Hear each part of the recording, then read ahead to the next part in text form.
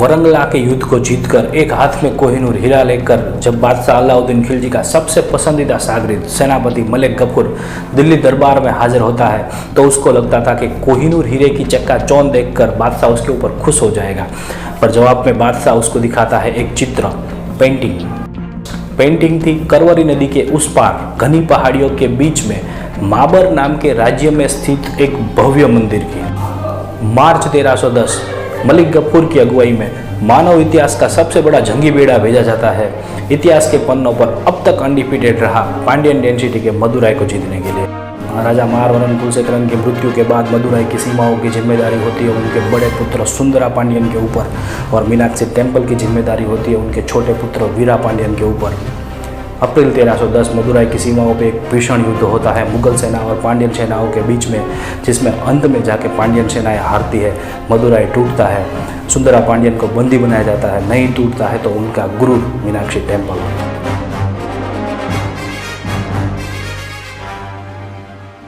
नमस्कार दोस्तों, मेरा नाम है Pranav Dwivedi.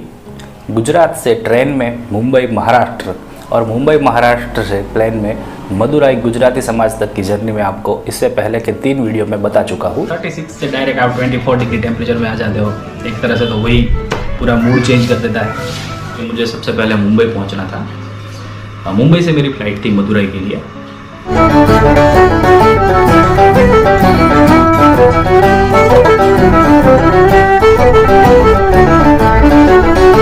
And as a result, my son doing the same at the age of 2.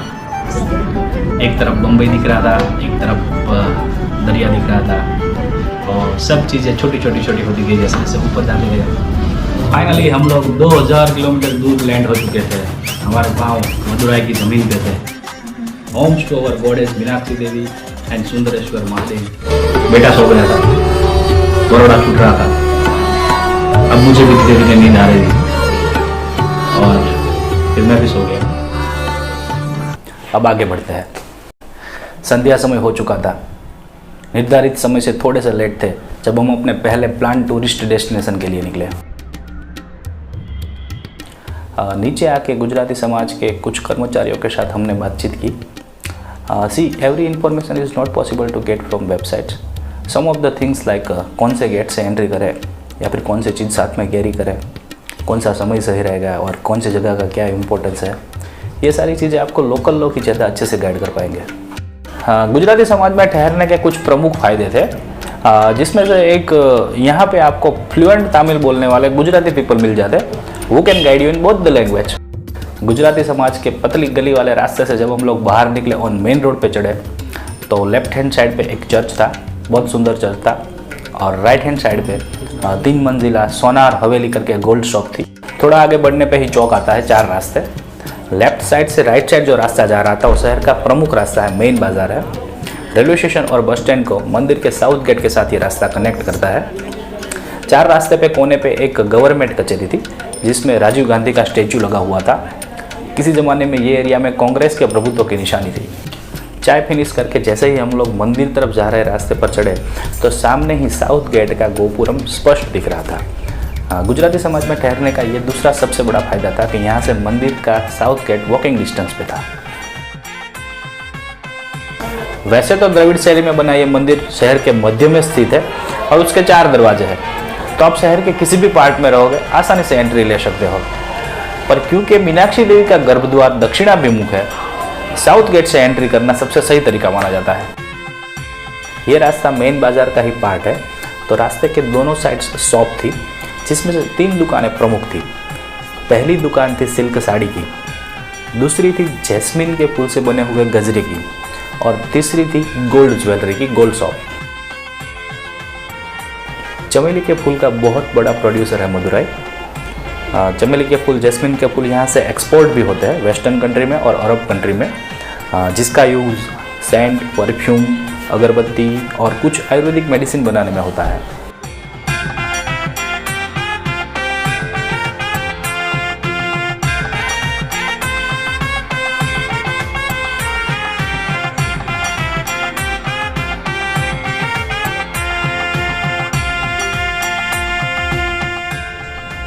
Locker room में सामान रखने के बाद हम लोगों ने मंदिर में एंट्री ली।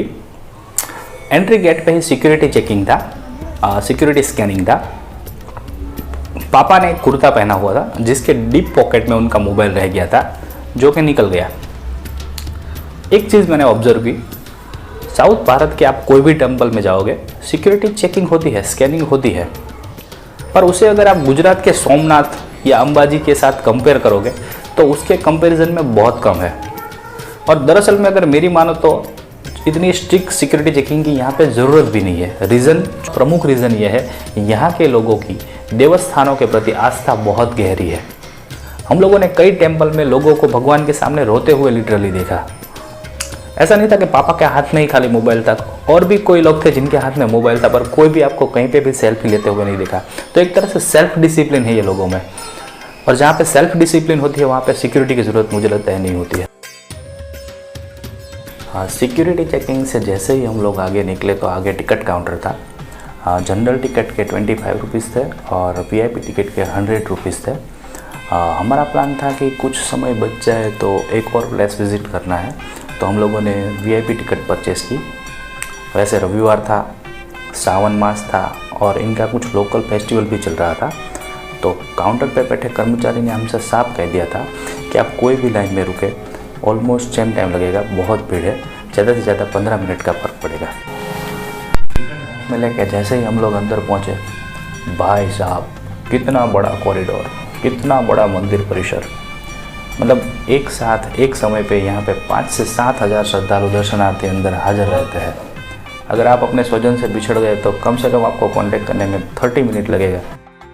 4 गेट थे, हर गेट से एंट्री हो रही थी, मतलब हर तरफ लाइन दिख रही थी।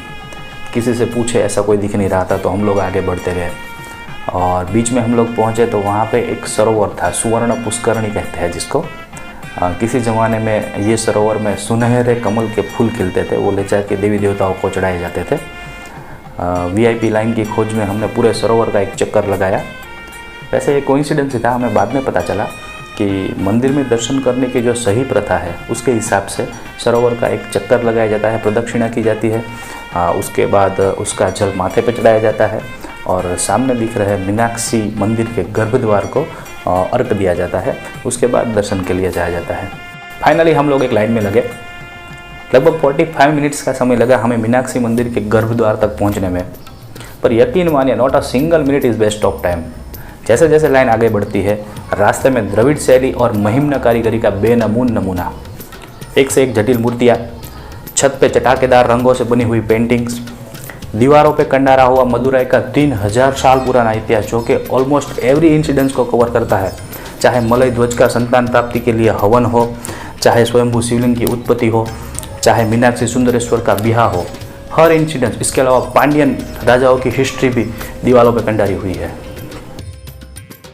मंदिर के स्तंभों पे माइथोलॉजिकल एनिमल यति और येजी की स्क्रिप्चर्स, जिसमें बॉडी लायन का रहता है और हेड एलिफेंट का, बॉडी हॉर्स का रहता है और हेड लायन का। 14 गोपुरम, जिसमें से 4 प्रमुख 4 दिशाओं में और बाकी के मंदिर के गर्भद्वार के आसपास। देवी देवताओं, दानवों और एनिमल्स के स्क्रिप्चर से बनी हुई गोपुरम की बाहरी दीवारें।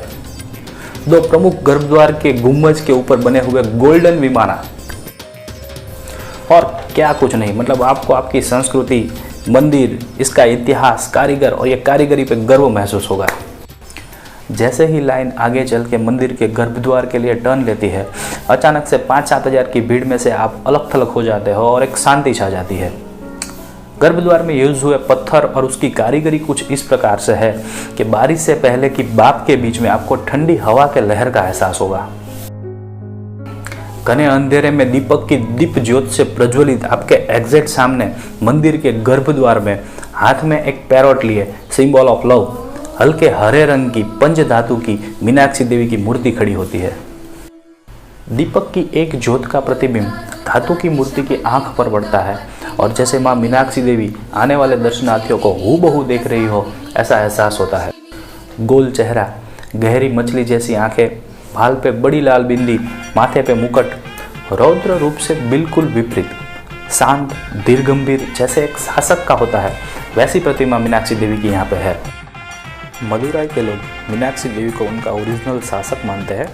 कोई भी नया काम शुरू करने से पहले या फिर कोई भी नए पद पर कारभार संभालने से पहले मीनाक्षी देवी का आशीर्वाद लेने की, उनकी परमिशन लेने की प्रथा है यहाँ पे। विवाहित जोड़ों को भी शादी के तुरंत बाद मीनाक्षी देवी के दर्शन के लिए लाया जाता है। कुछ साल पहले तक तो मंदिर में समूह लग्न का आयोजन भी किया जाता था, जिसका हिस्टोरिकल इम्पोर्टेंस भी है, पर हाल फिलहाल में ये प्रथा बंद है। मीनाक्षी मंदिर के गर्भद्वार से बाहर निकलने पे, आगे बढ़ने पर आपको एक दंताय गणपति, विशाल काले पत्थर से बनी हुई गणपति की प्रतिमा, मुकुरणी विनायकर कहते हैं जिसको, उसके दर्शन होते हैं। ऐसा कहा जाता है कि 17वीं सेंचुरी में खोदकाम के दरमियान ये मूर्ति मिली थी। उसके बाद आप शिव मंदिर समूह की ओर आगे बढ़ते हैं। रास्ते में कई सारे देवी देवताओं, राजाओं और ऋषि मुनियों की मूर्तियों का दर्शन होता है। कुल मिलाकर मंदिर परिसर में 33,000 से ज़्यादा मूर्तियाँ हैं और हर एक का अपना इम्पोर्टेंस, हर एक की अपनी हिस्ट्री है। आगे शिव मंदिर समूह में शिव की नटराज स्वरूप एक विशाल प्रतिमा, ऐसा माना जाता है कि धरती पर जो 5 जगह है जहाँ पर शिव ने तांडव नृत्य किया था, ये जगह उनमें से एक है। और फिर आता है मंदिर का आखिरी पड़ाव, शिवालय, गहरा गर्भद्वार, बाहर 2 द्वारपाल और बीच में शिव की स्वयंभू शिवलिंग और उसके पास में पंच धातु की बनी हुई सुंदरेश्वर स्वरूप की मूर्ति।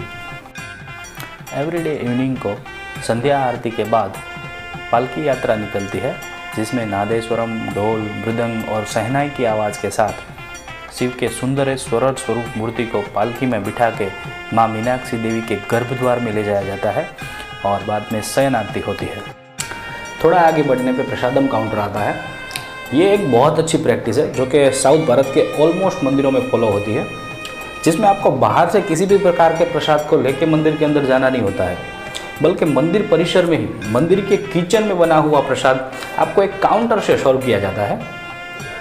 जनरली देसी घी और शक्कर से बनी हुई ट्रेडिशनल मिठाई होती है, जैसे कि लड्डू, अप्पम, थनक्कल वड़ा, टर्मल राइस, और बहुत ही नॉमिनल प्राइस में, मतलब 10 रुपीज़ में आप पूरा परिवार मंदिर परिसर के अंदर बैठ के ही प्रसाद ग्रहण कर सकते हो।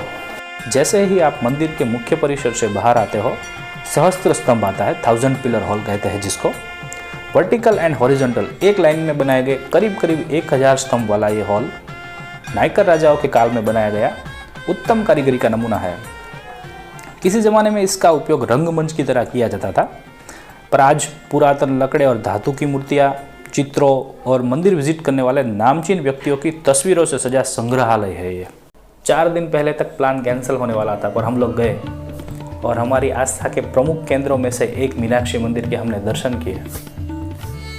सबके चेहरे पे संतोष के भाव साफ दिख रहे थे। परिसर बहुत बड़ा था, तो चल के हम लोग थक चुके थे। बगैर कुछ सोचे हमारा जहाँ पे रेसिडेंस था गुजराती समाज, उसकी तरफ हमने कदम आगे बढ़ाए। जैसे कि मैं आपको पहले बता चुका हूँ, गुजराती समाज की छत पे ओपन मैस था, किचन था और यहाँ पे अभी डिनर चल रहा था, खाना चल रहा था। सावन अपने अंतिम पड़ाव में था, कृष्ण पक्ष चल रहा था। अमावस की रात नदी आ रही थी तो अंधेरा घना था। एटमॉस्फेयर में बारिश से पहले वाली गर्मी थी। अचानक से हल्की बूंदाबांदी शुरू होती है और हमारे सामने परोसा जाता है प्योर गुजराती खाना। गुजराती समाज में ठहरने का तीसरा प्रमुख फायदा ये था कि यहाँ पे आपको प्योर गुजराती खाना मिल जाएगा। खाना खत्म करके हम लोग अपने रूम में गए सोने के लिए। पूरी रात मीनाक्षी मंदिर मेरे दिल दिमाग पर हावी रहा। पूरी रात में आकर्षक गोपुरम, चटाकेदार रंग और आकर्षक मूर्तियों के बारे में सोचता रहा। यही वो रात थी जब मैंने पहली बार सोचा कि मैं YouTube पे एक ब्लॉग बना के पूरी जर्नी डिस्क्राइब करूँगा। तो आज की वीडियो में बस इतना ही। Thank you for your precious time.